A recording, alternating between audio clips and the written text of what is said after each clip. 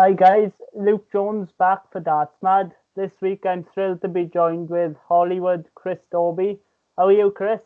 Hi mate, I'm not too bad, thanks. Yourself? Yeah, very well, thanks. We're only 3 days away now from the start of the PDC Summer Series. I bet you're bouncing for that after 4 months off. Yeah, definitely. Obviously, it's something you always look forward to do. Obviously, playing along with the rest of the lads who's been itching to get back on the tour. So yeah, I'm looking forward to it. I'm playing some alright stuff and just can't wait to get back. Yeah, so how has the practice been going in this 4 months? 4 months. I know you've been playing a lot of online darts. Is that giving you the confidence now for when you start back? Yeah, definitely. Like I say, I've been playing in quite a lot of competitions as well leading up to this, so I've kept me on going like the majority of the whole lockdown. So yeah, my form's going all right. So just hopefully the match practice is going to take off and can get on with it back on the tour. Obviously, things are going to be different now when you go back with the social distancing guidelines. You're all going into the unknown, really, aren't you? Yeah, that's it. It's going to be hard not knowing what to expect. Obviously the social distancing, you've got to keep your distance away from all the other players. So it is going to be a weird situation, but it's got to be done, unfortunately. And like I say, once it's all over and done with, we can get back to normal and just crack on like we normally do. So, what are your goals going into these 5 days now? Well, obviously going by your practice and things. Yeah, like I say, I'm playing well.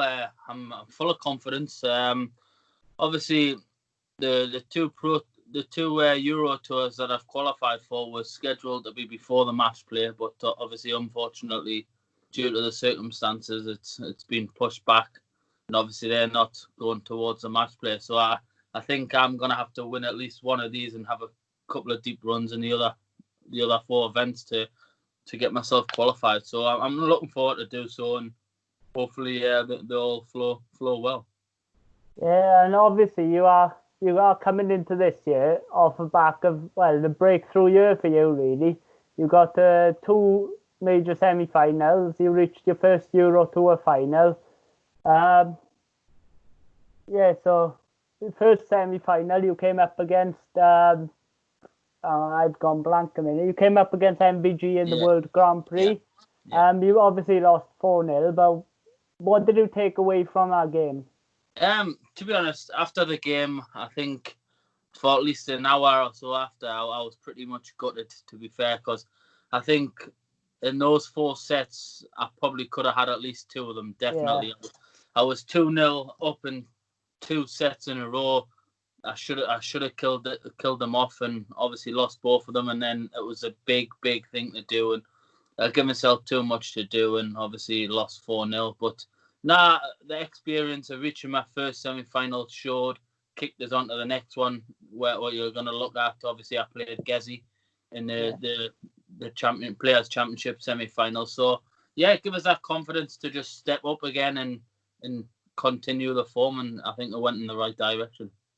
And obviously you beat some quality names on the way to the semi. You started beating Ricky Evans, then you beat your mentor Gary Anderson, and then Ian White. Going back to Gary Anderson, what was it like having someone take you under his wing like Gary Anderson did? Yeah, it's absolutely fantastic. I had a few offers when I first joined. Obviously, I didn't know what to expect. I tried to do it on my own, and then someone came over and said, "Oh, Gary's interested." You know what I mean? And you think, "Wow, someone as big a name as Gary is interested in myself." You know, and it was a big thing. And obviously, he's been fantastic, and I've played him on many occasions now. Obviously, the World Championships. Well, I was a bit disappointed that I didn't get over the winning line there, but it was nice to get a bit of revenge on him, and it was a great game. And obviously, Gary missed a few chances, but I think I played solid throughout the competition, so I was just delighted with it to get that win. Yeah, and obviously from here you got to the semis of the Player Championship finals where you came up against Gerwyn Price. There's a repeat of the Danish Darts Open semi-final, wasn't it, where you beat him on that occasion? Yeah. You went 8-7 up. Obviously, he came back with a 12-darter, 8-all, and then you missed darts for 9-8. How disappointed were you after that game? Was it Did you think, oh, I missed an opportunity here? Yeah, definitely. Yeah, it was kind of the same against Gezi as it was against Van Gerwen, but nah, you've just got to try and forget things. Obviously, those mistakes happen. You just got to make it up in the next competitions after that. But yeah, I felt good at the start of the game. I got off to a good lead, and then I think the second session, Gezi went absolutely mental. I think he hit 3-11 darters, I think, in a row to win the next session 4-1 to get it back to 5-all. So that's the kind of class player Gezi is, and obviously missing those chances against someone as quality as Gezi, you can't do it. So, I was pretty disappointed, but afterwards, obviously it was the final night. So, yeah, we got to went out afterwards and just had a bit crack. He's a good lad, and I just brushed it aside and just got on with it the next competition. It's got to be pleasing, though, because obviously you broke new ground last season, getting to those 2 semi-finals. Even though you come up short, it's got to give you that confidence now going forward. Yeah, I totally agree.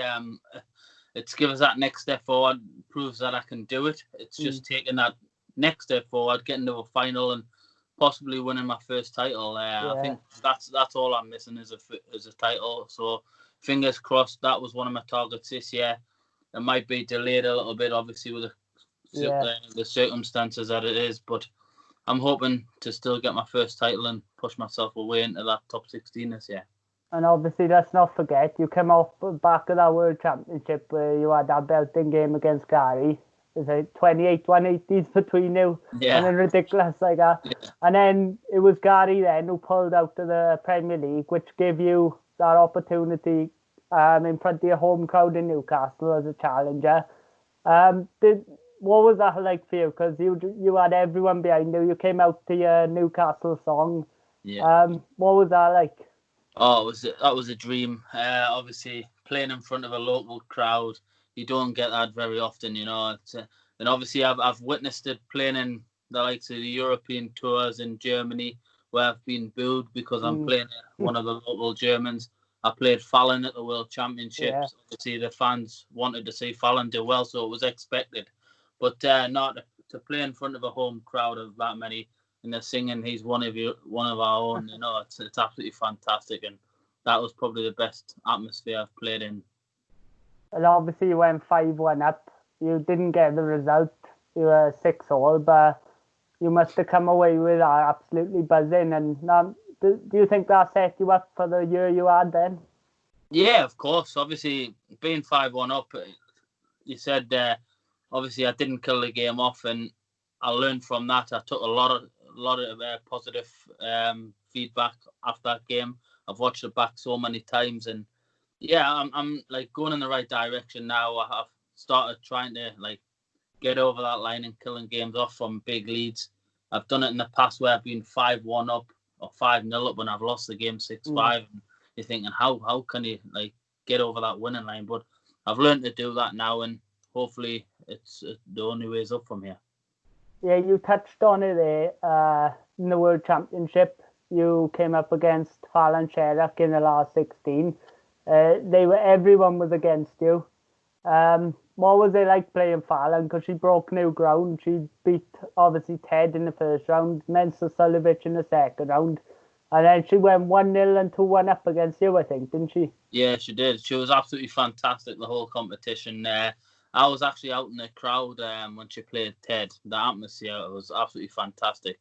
And she showed great bottle getting over the hurdles there to win those matches, especially the bull finish to beat Mensa. It was absolutely fantastic. But I knew I was up for a tough game. I knew she could play.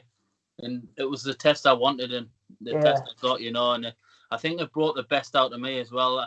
I think the first set, obviously, the crowd got on me back a little bit. Yeah. So I put my ear plugs in, just to, I know it wasn't going to blank the whole thing out, but it just quietened it a little bit. It just gave me what I needed, and just to try and concentrate a little bit more. And I think I've done the right thing then. Obviously, credit where it's due. She was absolutely fantastic. If I missed like 2 or 3 darts at the double, she was pinging out 142s, 121s, and you're thinking, wow, am I going the same direction as like Ted and Mensah? But no, I held it together, and I think I handled it fantastically. And like I said before, fair play to Fallon. She was absolutely fantastic throughout the competition. It just shows how far you've come, really, because you was up against there, you was behind, the crowd were on your back, and then you started to hit top gear. I think you was on 7 darts into a 9 as well at one point, wasn't it? Yeah, like I say, it's hard, obviously, playing Fallon and the crowd behind it. But like I say, you've just got to try and quieten the crowd. I think I said to myself at one break, I said, all you need is just like a 3-0 set. If you win a set 3-0, the crowd will start quieting. And I think I won the 4th set 3-0. Yeah. And then that done exactly what I said. I said I'd quieten the crowd, and it just made me relax a little bit more and start to play my normal game. And that set you up for a game against Glenn Durrant, who you do get on well with. Yeah. You lost 4-3, but obviously Glenn achieved so much in his first season. What do you make of his first season coming? Well, to be honest, he only just got a tour card. Yeah. What do you make of his first season?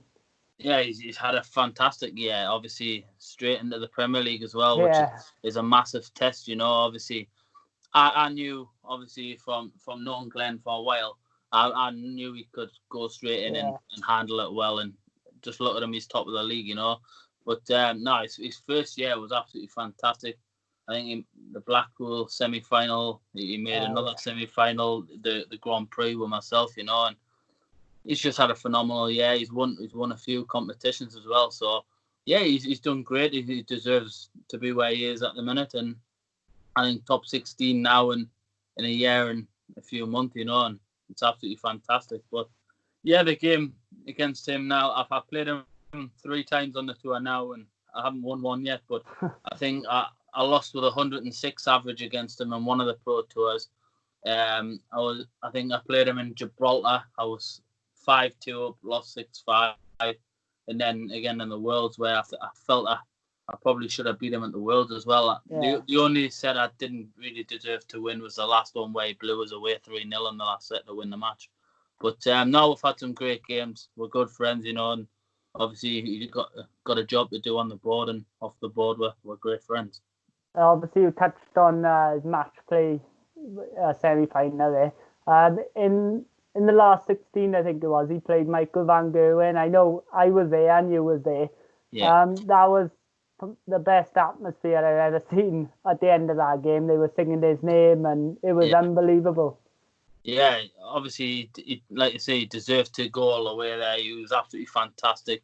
It showed his great fighting, what he's got in the game, He's the great talent. And just playing someone like Michael, who's number 1, and he's number 1 for a reason. And to go and obliterate him, he made it look pretty easy. Yeah. And it was just great to watch. Obviously, a good friend like that come straight onto the scene and doing what he's done is fantastic. Obviously, we'll get back to you now. You've reached 4 PDC finals. You haven't won one yet. Your finest performance probably came in your second final against Michael van Gerwen, where you actually lost 6-2, but you averaged 109. Yeah. You must have thought you didn't know whether to laugh or cry, did you? No, that's it. I came off the back of a few good results. I think, I don't know if I played Ryan Searle, Gabriel Clemens in the semis and the quarters, and they were 2 hard games for me because obviously there's such great talents, and then getting over the winning line to them, you think, I've got Michael in the final, just play your game. And I didn't really miss much against Michael. I just wasn't getting those kind of chances, He was finishing everything, and at the end of the game when he hit the winning double and the average flashed up, I'm thinking, I knew I was playing well, but I didn't know it was that well, But yeah, that's just what you got to take. You've got to play that well to be on the same level and try and beat him, It's very rare he has an off game, and obviously I played well throughout the day. I was happy, but I was a bit disappointed, obviously having 110, 109 average and not getting a result, But no, there's times like that what's going to be the same for me as well. So. And last summer you made your first Euro Tour final. That must have been very pleasing for you as well, obviously in front of a big crowd on a stage. Yeah, of course. I felt good all weekend. I played some good stuff. Obviously, a great semi-final against Gezi. He started strong, as he always does. Yeah. He went 3-0 up, and then I came back strong myself. So, yeah, just to get over, I think that was the first time I beat Gezi as well. So it was a big thing for me. I was full of confidence. And then I started the final. Obviously, I had to wait a little longer than Chizzy did because I was the first semi-final. So I think, obviously, trying to judge those games, the time difference, I think that had a little bit to do with the defeat. But, you've got to take the positives. And, obviously, I'll judge it a little bit better next time. So I'm looking forward to that. Yeah, so is the goal for you now to, obviously, get into that top 16? You're world number 20 at the moment. And obviously start getting to more finals. And the more finals you get into, you will eventually start winning them. Yeah, 100%. I just need to pick. I think my floor game isn't where it should be at the minute. I think that's the only thing that's letting us down.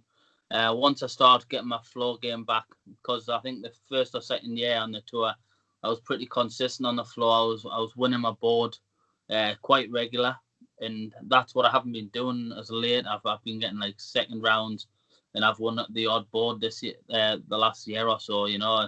So I think once my floor game picks up a bit, I think you'll start seeing the real myself, you know. It is difficult on the floor as well, though, because these players, they kind of relax on the floor. Yeah.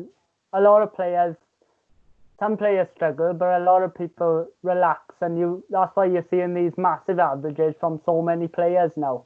Yeah, I agree. Obviously, another thing, obviously when you're playing like the Euro Tour, you're preparing for one game a day, so you're only preparing for the one game. So I think that kind of makes it a little bit easier. But on these floor events, you've got to prepare for the whole day. So once you've played, you've got to get straight back to that practice board, preparing for your next game, and then if you win, you've got to prepare for your next one. So it's just trying to judge the right time, and obviously you don't want to overdo yourself. But like I say, once everything clicks into place, I'm sure we can all get back to normal. Yeah, obviously you and Glenn are at the forefront of darts in the northeast at the moment. You've obviously got players like Ryan Joyce, Callan Ridge, Adam Hunt, and even Paul Nicholson, who currently doesn't have a tour card. What do you make of the state of northeast darts at the minute? Yeah, it's always been the hotbed of darts in the northeast. You know, it's so many great talents to come from there. Obviously, the late Phil Nixon, who was absolutely fantastic in the BDO. You know, the likes of Davy Richardson, Davy Gradwell. You had Graham Stoddard, Kevin McDine. You know, there's so many to name, and even the local competitions, you've got those guys still going playing. So to play in a local competition and to win one is very hard, because you could choose from about 15 to 20 players who's going to win the competition. So it's very hard. So I think that's where our strong point comes.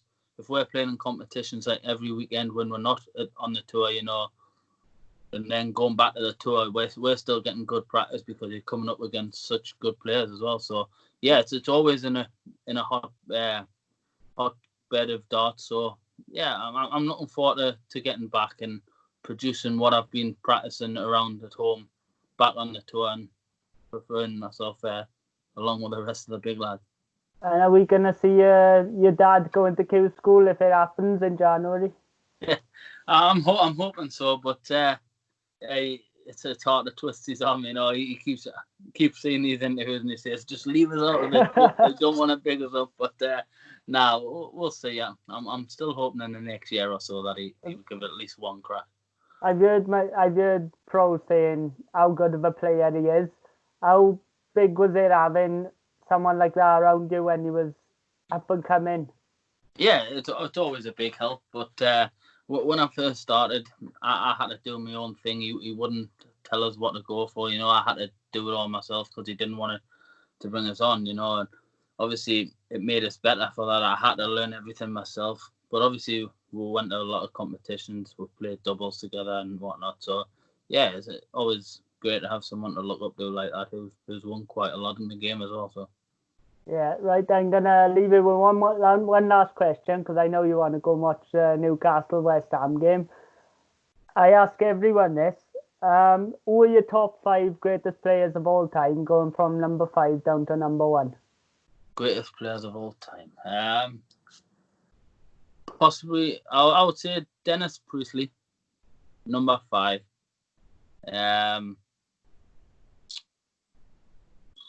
It's hard. This I used to like watching Ted Hankey. Oh yeah, he was always entertaining, wasn't he?